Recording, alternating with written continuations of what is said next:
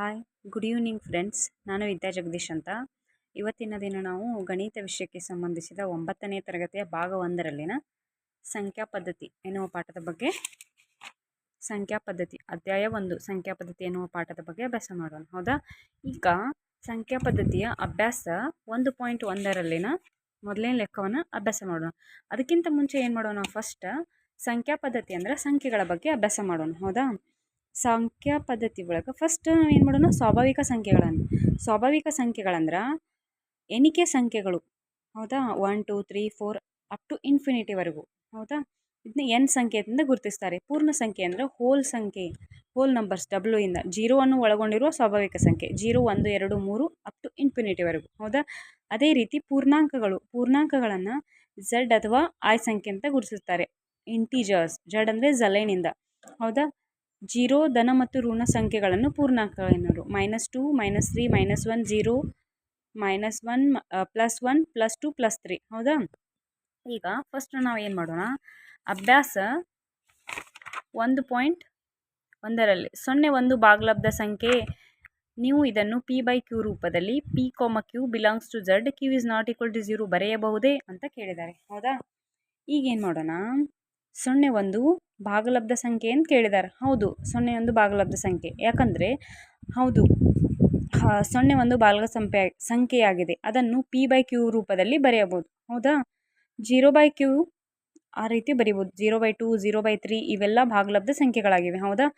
0 anything 0 ಏನೇ ಬರೆದ್ರೂ ಅದು ಭಾಗಲಬ್ಧ ಸಂಖ್ಯೆ ಆಗಿರ್ತದೆ. ಹೌದಾ? 0 ಏಕೆ ಭಾಗಲಬ್ಧ ಸಂಖ್ಯೆ ಅಂತ ತಿಳಿತಲ್ವಾ? ನೆಕ್ಸ್ಟ್ ಒಂದು ಲೆಕ್ಕ ನೋಡ್ರಿ.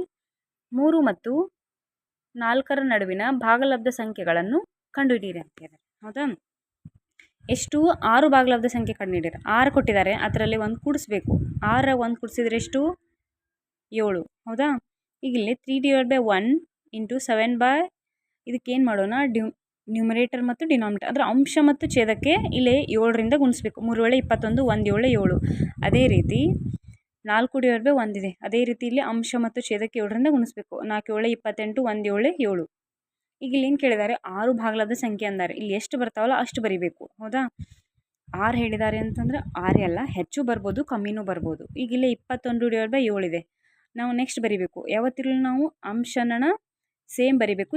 ಅಂಶ ಚೇಂಜ್ ಆಗುತ್ತೆ, ಛೇದ ಮಾತ್ರ ಸೇಮ್ ಇರುತ್ತೆ. ಯಾವಾಗ ನಾವು ಸೇಮ್ ಮಾಡಿಕೊಂಡು ಭಾಗಲಬ್ಧ ಸಂಖ್ಯೆಗಳನ್ನ ಕಂಡುಹಿಡಬೇಕು.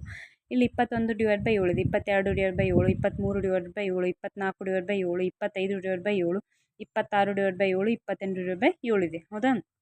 ನೆಕ್ಸ್ಟ್ ಒಂದು ಲೆಕ್ಕ ನೋಡ್ರಿ. 3ನೇ ಲೆಕ್ಕ 3/5 ಮತ್ತು 4/5 ಇವುಗಳ ನಡುವಿನ 5 ಭಾಗಲಬ್ಧ ಸಂಖ್ಯೆಗಳನ್ನು ಕಂಡುಹಿಡಿಯಿರಿ ಅಂತಾರೆ. ಹೌದಾ? ಇಲ್ಲ ಲೆಕ್ಕ ಬರ್ಕೊಂಡಿದ್ದೇನೆ ನೋಡ್ರಿ. 3/5 ಮತ್ತು 4/5 ಇವುಗಳ ನಡುವಿನ 5 ಭಾಗಲಬ್ಧ ಸಂಖ್ಯೆಗಳನ್ನು ಬರೆಯಿರಿ ಅಂತಾರೆ. ಇಲ್ಲಿ ಎಷ್ಟು ಕೊಟ್ಟಾರೆ? 5 ಕೊಟ್ಟಾರಲ್ವಾ? 5 ಅಂದರೆ 5 + 1 6. ಹೌದಾ? ಈಗಿಲ್ಲೇ ಅಂಶ ಮತ್ತು ಛೇದ ಇದ್ರ ಭಿನ್ನರಾಶಿಗಳು ಕೊಟ್ಟಿದ್ದಾರೆ. 3/5 ಇದೆ. 3ಕ್ಕೆ ಅಥವಾ 3 ಮತ್ತು 5 ಎರಡಕ್ಕೂ 6ರಿಂದ ಗುಣಿಸ್ಬೇಕು. 3 6 18 5 6 30. ಅದೇ ರೀತಿ ಇನ್ನೊಂದು ಭಿನ್ನರಾಶಿ ಇದೆ, 4/5 ಇದಕ್ಕೆ 6 ಗುಣಿಸ್ಬೇಕು. 4 6 24 5 6 30. ಹೌದಾ?